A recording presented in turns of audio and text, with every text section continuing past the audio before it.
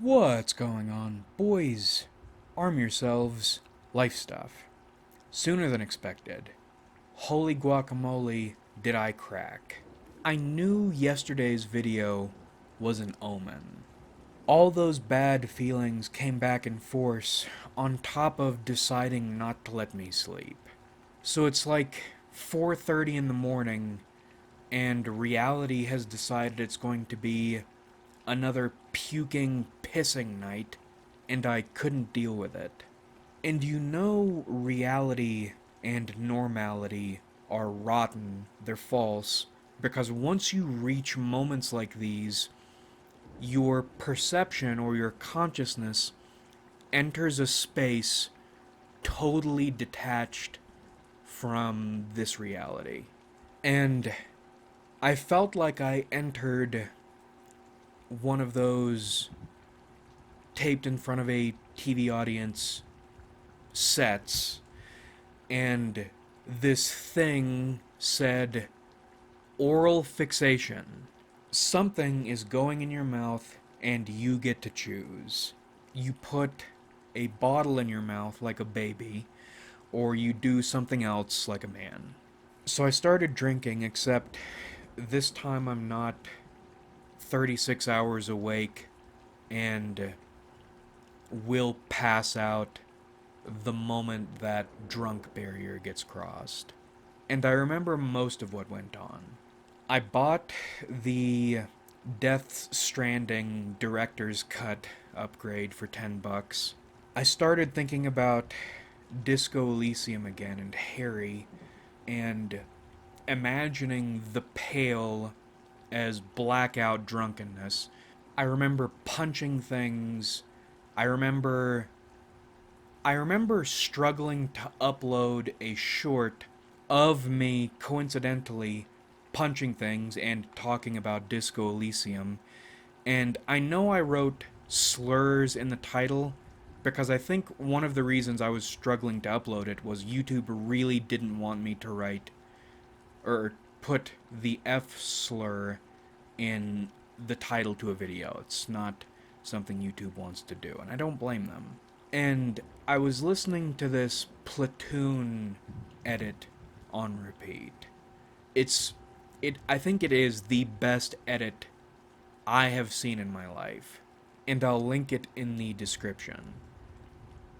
Although Apocalypse Now is still the best Vietnam movie, if not one of the, it's at least in the top 3 of best movies of all time. Platoon is up there. And it would have been higher if there were just a few things different. Regardless, Barnes is the zenith of man's darkest, most real, and thereby most effective nature. And I think that's why I just had that thing playing on repeat. And frankly, I've had it playing on repeat most of today, but I needed to fix my noggin to get back into that victory mindset. Anyway, as I am descending into alcohol, I am trying to do my normal coping thing and make the time productive, so I'm working on information pamphlets for work and fucking it up, getting nowhere. And that's around when I entered the Pale. Just a few hours before I'm supposed to wake up, and almost dead from exhaustion and saber at your throat depression, or whatever you want to call it. And I blacked out, which I knew was going to happen because I really. There's a reason I was obsessed, or I am obsessed with Disco Elysium, but last night I was really fucking on a Disco Elysium kick. How do you measure something you can't measure? Like that hole in reality. You measure the outlines. So I don't know what happens when I black out. In fact, for years, I was certain I never blacked out because how do you remember something you, by definition, don't remember? You measure the outlines. And in Disco Elysium, one of the theories about what happened with Harry was he was supposedly, not confirmed, maybe experimenting with the idea of inducing amnesia to help him solve cases. And I think last night that's sort of what I was doing. I remember distinctly toward the end of my memory, I was trying to induce a blackout. And the drinking to blackout was not just to escape. Because when I was confronted with that decision, drinking at all was the escape. We had delayed that decision again, at least for a little while. The escape already took place. The blackout was something different, or for something different. So when I woke up, I had overslept my alarm by 2 hours, late for work. I had grounds, probably, within reason, to call in sick, but I didn't. Because whenever I'm feeling bad, I like making it worse. Probably on some level for punishment, and on another level for a self display of endurance. In fact, one of the things I do remember working on last night, I was looking up S&M custom cat o' nine tails whips. Not like to have fun, but I mean really to fuck somebody up. And I was doing that because one of the other things I got stuck on last night was the idea of flagellants. The Middle Ages Christians who whipped themselves mercilessly to atone for their sins, to atone for other people's sins, and in that way sharing in the passion of Christ by harming yourself or repenting for another's sins. And I was thinking, if Christians do it, then it can't be wrong. If Christians whipped themselves and injured themselves for spiritual reasons, then it can't be wrong. Would whipping yourself until you need to go to the emergency room in public in the middle of a crowded area repent for any sins? Would it help people treat each other better? No, it's pointless, but in that Wattsian sense, it is still very fun to do. You don't do spiritual practices like vows of silence or whipping yourself for holy reasons. You do it for fun. It's the joy of being being quiet and whipping yourself. So I went to work late. People were giving me shitty looks. I wrote my apology, and then I plugged in my flash drive. And the reason, by the way, the reason you want an Android tablet for personal stuff and ideally an encrypted flash drive for yourself is if you do any work, if you do anything on a work computer, assume other people are reading it. If you're going to do anything you would like to be private or you think maybe should be private, which should be everything, you should have your own devices, or at least encrypted shuttles. So I plugged in my flash drive and found out what I had been doing during the blackout. I guess I didn't sleep. I must have passed out at some point. I must have gotten some sleep. But the times on the files indicate I was cutting it a lot closer than I thought I was, or I probably wanted to. I wrote the entire first third, let's say, of a grant proposal. The grant proposal.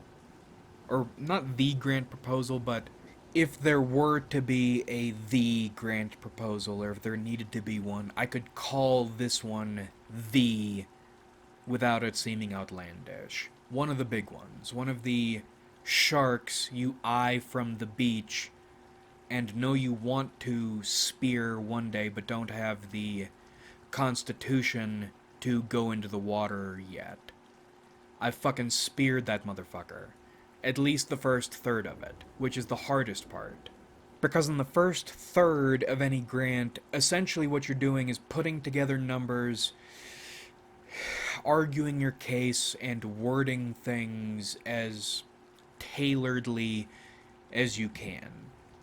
The last two-thirds is just plugging everything in according to what you laid out in that first third.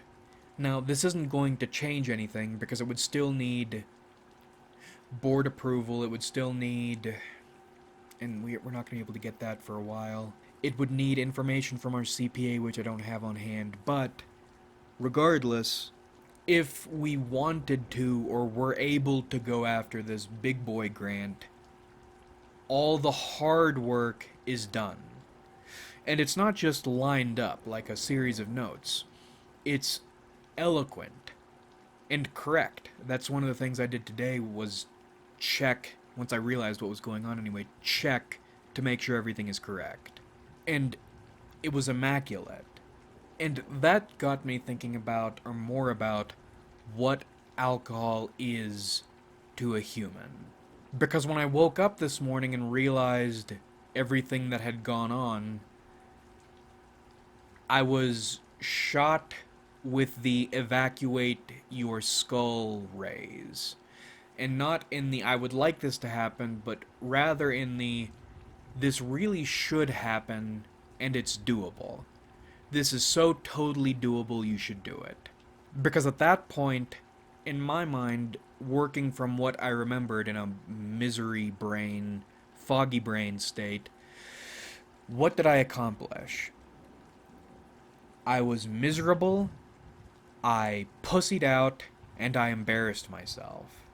Essentially, I've just made a bad situation so much worse. In so many ways, so many small ways, contributing to the case against me as an entity. I have thrown a log, or a number of logs, on the stakes, bonfires, that people are going to burn me on. But finding that grant proposal, among a few other things, I was busy. I graduated magna cum laude, undergrad, fucking wasted. I don't remember it. And it reminded me why alcohol is so effective as a drug. If you're going to be addicted to something, you don't want to be addicted to alcohol, you don't want to be addicted to anything, but of all the drugs, alcohol is probably my favorite. Why? We've talked about tons of reasons in the past, but one of them is it's like your consciousness or your soul is one thing from a different plane, and your body, and more importantly, your humanity, is from another. It's from this realm. You aren't a human. You are some kind of observer attached to a human. For me, when you get really drunk, blackout drunk, it's like giving your angelic side, your consciousness, your perception, some reprieve, while putting your humanity in control. Utter control. Unleashing it, let's say. Like Sergeant Barnes. I love that he says, I am reality while he's drinking. People say, well, that's not reality, he's drinking. I think it absolutely is reality. I think alcohol puts you far more in touch with reality. It unleashes your humanity. And what is your humanity? Your humanity is accomplishment. It's achievement. It is power and success when your consciousness is too devastated even to continue perceiving. And it's like alcohol thoughts connect you with your values in spite of reality. For example, I realized I'm okay with our organization failing if that's what people want, because people like Slim, specifically Slim, but others too, have been loyal to me or fought for me even when they didn't need to. Now, they fought for me purely out of self interest. It wasn't like some fucking kindness or vouch for me as an individual, but they still did it. And sometimes I like upholding certain values, not even just to uphold them, but to spite reality for saying this is something you shouldn't do. Dumb loyalty being one of them. Sometimes I'll make a bad decision to be loyal, despite knowing that it is a bad decision and this doesn't mean anything. Specifically because sometimes, on some level, I think being loyal is more important than being right or being successful. Sometimes. And that's the way some of my other core values work. Sometimes it is worth sticking to this, knowing it's wrong or knowing it's going to end poorly, because fuck you for saying it isn't worth all these things. And alcohol makes that a much easier decision. A much clearer decision, in fact. Like, when you're past a certain point drunk, even if you can't think clearly, you think exactly. So many things you were already thinking, already knew, crystallize as truths. I mean, it can't make you accept certain things, but it does make the right or righteous options more obvious. As in, yes, of course, this is important. And you're lying to yourself, you're deceiving yourself, poorly apparently, because you're here considering it, if you try to deceive yourself into thinking it isn't important, or it isn't the right thing to do. And anyway, I had my first full, real cry in quite some time. And you know it's real, one, because it's involuntary, but two, because it's a physical thing. You know you are distraught when you have to get into the Slav squat position so your body can process the sobs easier. And that's the only sort of crying that I feel is close to honest, because you don't really have a say in it. Now, your mind can be somewhere else while you're crying, but if you don't have any say in it, then I think it's more honest. And what set it off was just thinking that I cracked because I can't do it. I can't do it. This is too much. And one of the reasons alcohol is my preferred drug is specifically that feeling. I can't do this. This is too much. When you drink, your consciousness goes elsewhere and your humanity takes over, but your humanity handles things for you. You think you can't do this, but you did it, and you did it without even being conscious. Anyway, I realized something about crying. That sort of crying. It feels like the ritualized form of accepting the game is rigged. You lost, one, and you lost because you were designed or the game is set up to ensure you lose. Two, and three, you understand it, and four, somehow you accept it, at least while you're crying. It's weird, because the moment you stop crying, that acceptance goes out the window. When you're crying like that, you know you've lost, you know why you've lost, because you were supposed to lose, and it's okay. Now, whether or not it's okay, actually, I don't know, but while you're in that almost ecstatic sobbing, everything is fine. I mean, it's not fine because you lost, but everything is correct. Everything is the way it should be. God is in his heaven, all is right with the world. But we'll cut it here. Essentially, I cracked in an interesting way, and I needed to talk about it. As much as I know you can't get out, there are these moments of overwhelmingness. It's hard not to wish on a genie, and it really is a genie because it get genie wished, for some kind of way out, some kind of relief. At least for a moment.